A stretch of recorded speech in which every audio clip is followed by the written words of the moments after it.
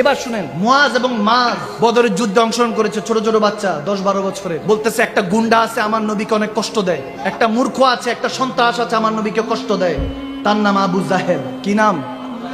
আবু জাহেল। বলতেছে তাকে হত্যা করব, তাকে হত্যা করব, কাতাল করব। সবাই বলছে তোমরা ছোট্ট মানুষ পারবা না। হাদিসের কিতাবে রওয়ায়াত আছে এগুলো। আল্লাহু আকবার।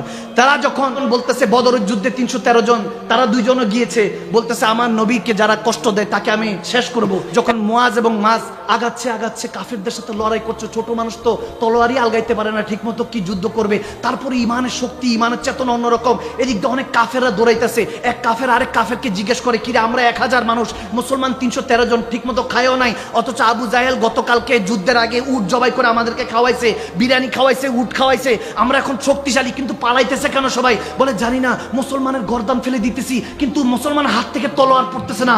আল্লাহু আকবার। সাহাবাদের এই আকীদা, এই ইমানের জজ্বা দেখে, এই কন্ট্রোল দেখে, এই পাওয়ার অফ আল্লাহ অলমাইটি দেখে তারা ভয় পালাচ্ছিল একজন আরেকজনের সাথে বলতে বলতে। বলে গর্দান ফেলে দিয়েছি মুসলমানদের, এখনো তলোয়ার পড়ে না, এখনো পর্যন্ত কাফেরদের বিরুদ্ধে লড়াই করছে, আমাদের সাথে লড়াই করছে, এই জাতির সাথে কিভাবে জিতবো, এজন্য পালাইতাছি। তখন এরকম পড়তে বলতে দেখা যায় মাজ এবং মুয়াজ কাফিরদের সাথে যুদ্ধ করতেছে। এক জায়গায় গিয়ে এমন হয়েছে যে ছোট ভাই যুদ্ধ করতে করতে হঠাৎ একটা কাফেরের কোপটা এসে পড়লো এক হাতের মধ্যে। পড়তেই হাতটা, ছোট্ট বাচ্চার হাতটা কেটে পড়ে গেল। কেটে যখন পড়ে গেল, ডান হাত পড়ে গেল, বাম হাতে তলোয়ার নিয়ে আবার যুদ্ধ করছে। এখন একজন ভাই আরেকজন ভাইকে আগলে রাখতেছে যে তুই আমার পিছনে থাক, আমরা ওই জাহেলকে, আবু জাহেলকে ধ্বংস করে ছাড়বো ইনশাআল্লাহ। যারা আমার নবীকে কষ্ট দেয় তারা দুনিয়াতে কখনো শান্তিতে থাকতে পারবে না। সেই সাহাবীদের আকীদা মনের মধ্যে নেন। মুমিন, ইয়া আইয়ুহাল্লাযীনা আমানু আমিনু, হে মুমিনরা, হে সুন্নি জনতারা, আবার ঈমান ঠিক করেন। জাহিলি যুগের মধ্যে আমরা পড়ে আছি, আমাদের ভিতর থেকে উদারতা, ভালোবাসা চলে যাচ্ছে।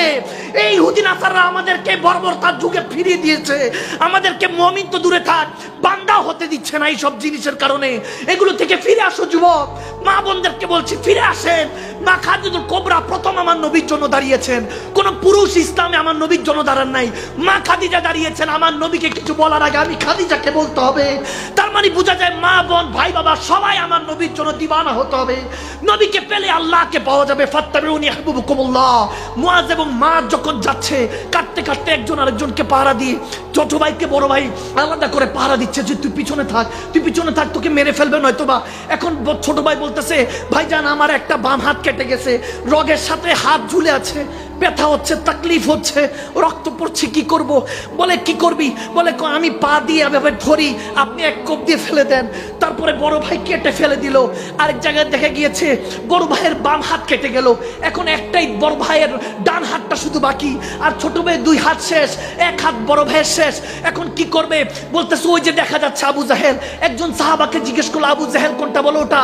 বলে তোমাদের এই অবস্থা কেন, তোমরা এখানে কি করছো? বলে আমার নবীকে যারা কষ্ট দেয় তাকে আমি জিন্দা থাকতে দিব না। তারা এইভাবে বলে।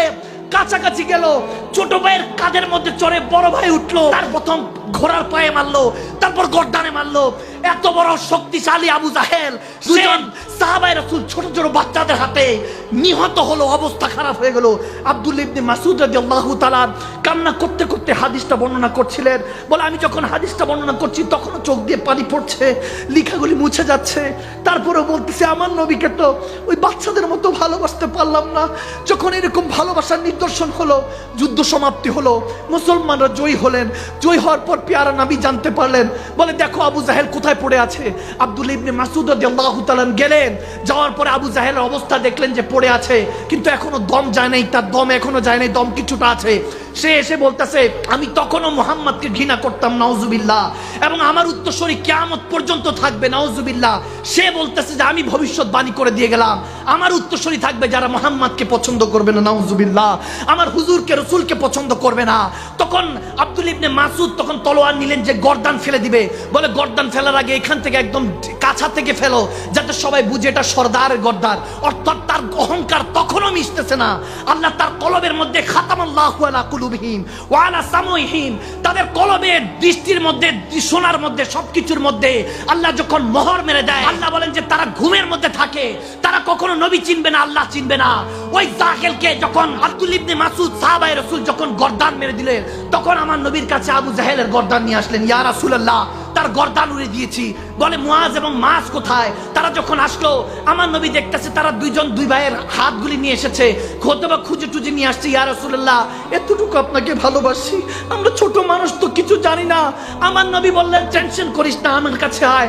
আদর করলেন, কপালে চুমু খেলেন এবং বললেন, হে ওমর, দেখে রাখো, আমার আলী ইন্তেকালের পর মুআজ ইবনে আমর এবং মাজ ইবনে আমর তারা আমার ইমামে হোসাইনের কাফেলার সাথে সৈনিক হবে, কারবালায় যাবে, নিজের রক্ত দিয়ে গোসল করে আওলাদের রাসূলদের জন্য আমার মহব্বতে জান দিবে। তারা সেই পর্যন্ত হায়াত পেয়েছেন, হাদিসে এসেছে। মতান্তর আবার দেখা গিয়েছে আমার নবী মুচকে হাসি দিয়ে নবীজি থুতু মুবারক দিয়ে তাদের হাতের মধ্যে লাগিয়ে দোনো হাত ঠিক করে দিলেন, সুবহানাল্লাহ।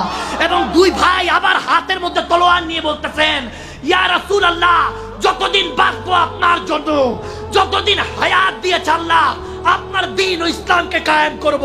রবকে খুশি না করে আমরা কখনো মৃত্যুর স্বাদ গ্রহণ করব না। এবং মরতে মরতে বলেছে, ইয়া হোসাইন, আপনি ওই দিন হাসরের ময়দানে বলে দিয়েন, মুআজ এবং মাজ আপনার জন্য জান দিয়েছে। তখনও সাচ্চা ছিল, এখনো সাচ্চা আছে। সুবহানাল্লাহ,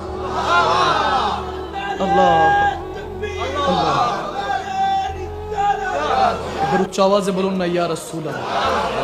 সজীবতা ও স্নিগ্ধতায় নিজেকে ডুবিয়ে রাখুন সব সময় ইব্রুনের প্রিমিয়াম এবং কোয়ালিটিফুল আতরের সাথে। অর্ডার করতে এখনই ভিজিট করুন www.ibrun.com।